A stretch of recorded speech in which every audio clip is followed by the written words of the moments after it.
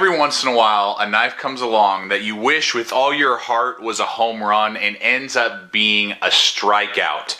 Hey there everyone, Aaron here with Gideon's Tactical. We got here before us the SOG Kiku here today, and if that intro didn't give it away, this will make it abundantly clear to you. I am not impressed with this SOG Kiku that we have here on the table. We're gonna do a field test, so my regular subscribers, don't worry, we are gonna get out there, cut some cardboard, whittle, cut some rope, and just kind of show it to you in the pocket and do some other things. But I wanted to start off today in the tabletop, which we rarely do here at the Gideon's Tactical channel, just because I like to get out there and get my hands on it and really show it to you in use. But I wanted to show you why the SOG Kiku is really, to me, swinging for the fences and just totally misses. What we have here is a great blade that SOG kind of pitches to you as a tactical knife. And what's really unique about this particular blade is that it has micarta handle scales. These aren't G10, or some other type of polymer plastic, or things like that. It's micarta that we know from a lot of fixed blades. SE, Ontario Knife Company, a lot of those type of companies will use micarta on some of their fixed blades. So what they did was give us micarta, green micarta handles, inlays on top of stainless steel liners. On either side, you can see they're real nice. This model comes in two different sizes. This is the 3.5 inch. They also make a 4.6 inch model. Again, definitely trying to pitch this to you as a large EDC / tactical blade is what they're trying to give you. The problem comes into play immediately with the steel liners. You can see here with the micarta, and we're just going to kind of talk about the handle because that's really where it falls short, is the micarta itself is very comfortable, gives you some good traction, kind of got this little valley that it goes through, very unique. Again, not a lot of knives out there that have micarta on their handle scales. You got these kind of hills that go through the micarta, and then behind that you got these stainless steel liners that are blacked out with their tie-dye coating.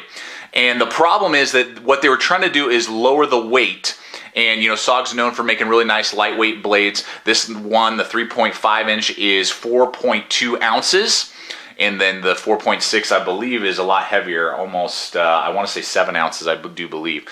But what they were trying to do is cut down on weight, and they made these steel liners that the micarta is bolted onto extremely thin. And that's bad for two reasons. One, up here, it is very uncomfortable where my thumb is seated. I have no jimping.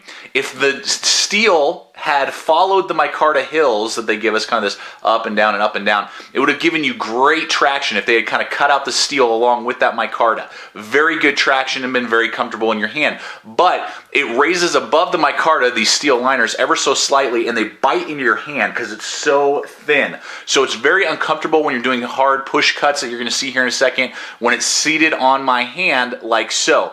And what that also does, and this is the real big flaw, is that liner lock is part of those really thin liners. This is one of the thinnest liner locks I've ever seen.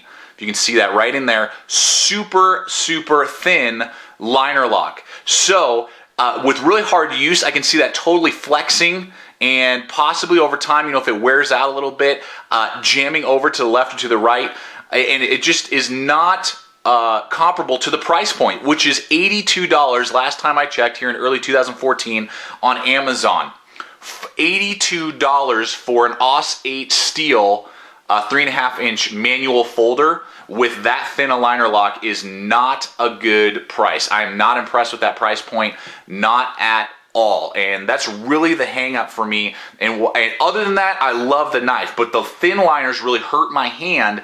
And then the liner lock itself, again, makes it so thin that I could never use that in a tactical situation. I'm going to show you here at the end of the video some other knives that have thicker liner locks that are cheaper and have better steel. So you are paying, that price point is for the micarta.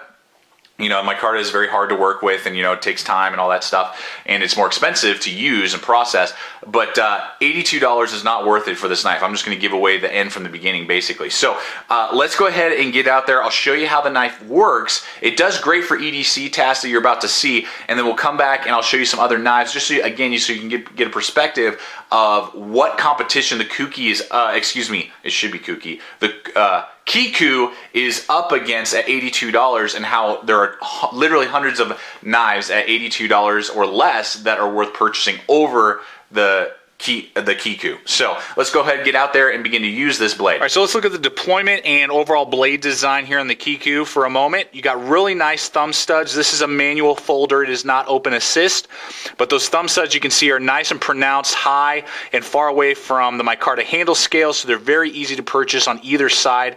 You got those bronze bushings, phosphorus bushings in there that are real nice and going to make for a really fast deployment. Even though it's not open assist, you're going to get a really quick whip open, and with the leverage you're getting on those thumb studs, it's very easy, smooth deployment with this Kiku. I really like the deployment and the thumb stud design, and for you lefties as well, you're going to like that. So it's just real nice and smooth. And then the blade itself is Japanese made AUS 8, Rockwell hardness 57 to 58, holds the edge well. It's not a super steel, but I would say it's better than HCR 13 MOV and better than even some other lower quality knives AUS 8 like Rat from Ontario and some of those other ones. You got 0.16 inches thick blade, so real thick blade. Again, they're kind of pitching this to you as a tactical knife, but again, that liner lock is just not tactical at all and not going to give you the strength you would need. Real nice kind of shelf that they give you if you want to choke up and do some carving. They give you a hollow ground, and I'm going to try and show this to you here. The hollow ground recurve to right here, then it goes into a saber ground for the rest of the blade. So it's saber up front by the tip, giving it strength, and then hollow in here. So a little bit different. Blade geometry is razor sharp, and then that really cool kind of like harpoon designed unsharpened swedge up here. Real nice, good, strong tip. Even though it's thin, it's got reinforcement all the way through that 3/16, almost all the way to the end. So it's a very strong tip. So again, the blade is designed really well for, you know, tactical and EDC use, but that liner lock again just falls real short. If they doubled the thickness on that liner lock, I think you could totally use this as a tactical knife. Overall, with the 3.5 inch overall reaching blade from the micarta to the tip, great design on the blade for the Kiku. Nice. So the hollow ground portion that you're going to do most of your cutting like this on is real nice and sharp. Really like that a lot. That AUS 8 is going to hold a good edge for a good amount of time. And again, for that liner lock, I mean, for this type of stuff, you're not going to worry about it collapsing on you. But if you're doing really hard use type of things, you know, and just over time, you could really start to hurt yourself and possibly have that fail on you. It's just hard to trust something that thin. And I'm sure SOG's, you know, response would be, oh, it's plenty strong, or, you know, we tested it a certain way. And that's fine, but it's just not comfortable here either. You know, as I said with my thumb, I can rest it up here on the blade design. I really like that as well. I can get really up and close if I needed to do some of that cutting. But that slight recurve slices through cardboard really well, and that liner lock will be sturdy enough for this type of use with the Kikus by SOG. So here's some heavy-duty nylon rope.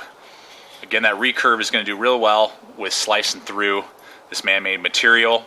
They do not make serrated models right now. They may come out with that in the future, and hopefully, again, they're going to make these liners thicker. But you can see that this, whoa, there it went. The Kiku can definitely cut some man-made materials very easily, slice through that type of, you know, paracord, nylon rope, real nice and easy, the SOG Kiku. So you can see this can definitely whittle and carve real nice and quick, nice and smooth. That recurve into the saber grind makes it very nice and easy. And then if I had to do some real fine shaving, I could choke up on, again, that nice flat spot right there and get real good control over the knife. And if I was wearing gloves, the back liners wouldn't be so painful, but barehanded, it's not very comfortable. Again, gonna keep saying it, the liner lock just too weak for most tasks. You know, this type of stuff, not too bad, but any sort of hard stabbing or, you know, tough cutting over and over again is going to fatigue that little thin liner lock, and eventually you're gonna probably make it fail in some way, shape, or form. But the blade design itself and the handle is plenty long enough in my hand to grasp it and do some, you know, minor carving and whittling. Definitely can do that with the Kiku. Okay, so here's the pocket clip on the Kiku. Super deep ride, nice and black, SOG etched in there. Very, very nice, deep ride. You definitely do have to kind of grab it because it's a really snug, you can see there, fit. And that micarta will kind of thrash your pocket over time. Super deep ride, you can see there that loop loop over design is above even the knife itself, which is really nice. Big lanyard hole, so you can get a paracord lanyard in there very easily. And they do come with a separate clip for lefties. So lefties, righties, either way you do it, this is going to ride real nice in your pocket, super deep.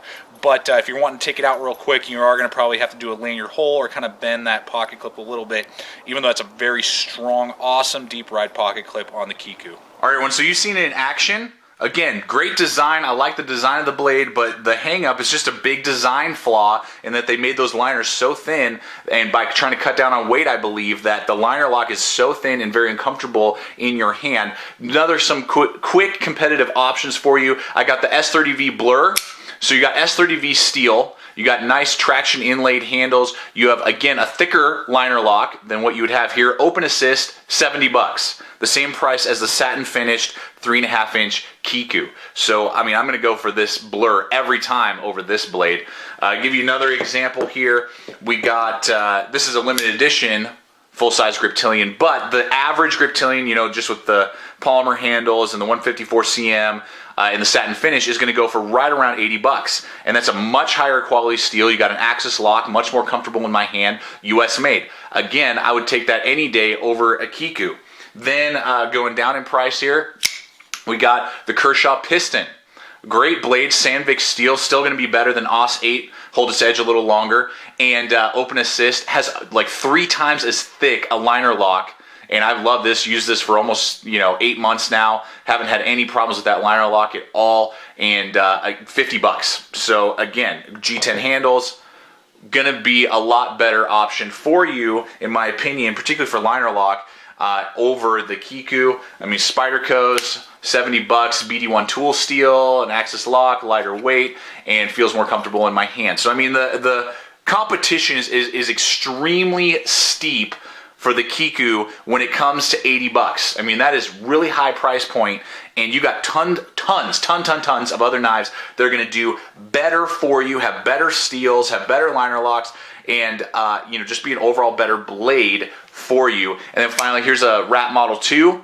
What is it? $27, and it has about the same thickness of liner lock, but this is a little tiny EDC blade, under 3 ounces, under 3-inch blade, and is going to be, under $30 in comparison to an $80 Kiku. And that's really why I'm being so harsh to the knife. I mean, other than that, I really enjoy the blade and the overall design and the thought process on the Kiku. I really do like it. It's just those liners are so thin, and when you're talking about that price point, you better be packing a punch, particularly when you're going up against Benchmades and S30V steels and those type of things and Spyderco's. You better be bringing it, and SOG just didn't quite hit it with the Kiku on those thin liners. Hopefully they'll get the memo. Hopefully they've seen some other complaints, and if they just put a couple more ounces of weight in the thickness of the liners, double the thickness of those steel liners, I think we might have a great blade that we could get from SOG. So I hope this review has helped you guys out. I gotta say, thumbs down, not worth a purchase. If this thing was $40, I'd say it might be worth it. At $80 to $70, depending on satin finish or tie-dye, not worth a purchase for you. Steer away from the SOG Kiku. I hope this review has helped you guys out. Thanks so much for watching. Stay equipped, stay prepared, and we'll see you out there.